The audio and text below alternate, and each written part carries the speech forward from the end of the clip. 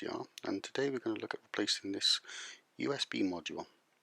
Step one is, first of all, you need to go into your system and eject your SD card, because you could damage the software that's already in it or damage the formatting. So I've turned the sound down to stop copyright. So you go into settings, you scroll across, you then go to demount or remove SD card and wait.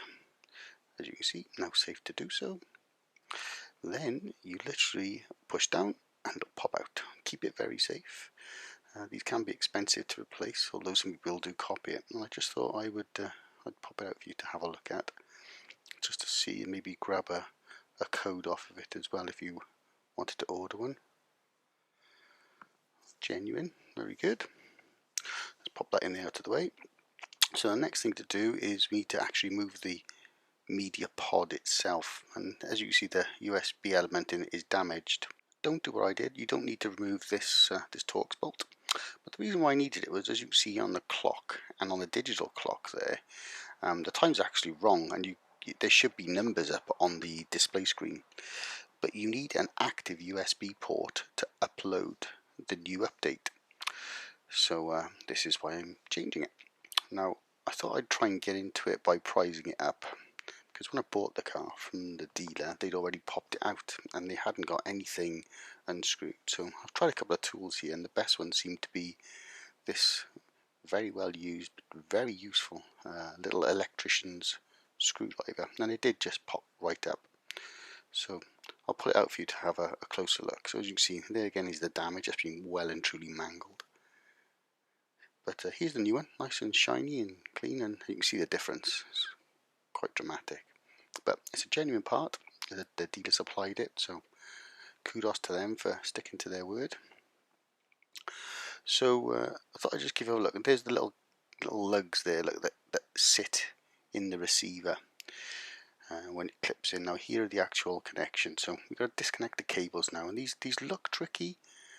They feel tricky. You just need a little bit of patience, so I thought I'd spend some time showing you these. So you've got two, they're very different settings. They can only go in one way, so even when you replace them, they will only go in the one way. But they can be a little tricky. So we'll do this this one here with the white lead first. Now they've got tabs, so if you have a look, there's actually a square bit. It looks like it's sort of set aside. And what you do with that is, I thought try pushing in, but no, you actually push into it with your thumbnail, push down, and it pulls out. And here's a better look at it here. I'll zoom in, you can see it. So there's the little bit that you press in with your thumb. Don't use a tool in case you slip and jab yourself or break the cables. So I'll pop it back in and I'll show you. Once you've taken it out once, it actually comes back out a lot more easily. So just press in on that little square bit of plastic there, and it does come out quite easy. The next one then is the big one. Now this, I think this is it's a special adapter, but it's actually got an old, not a micro USB, a mini USB, and this one was a little bit more tricky.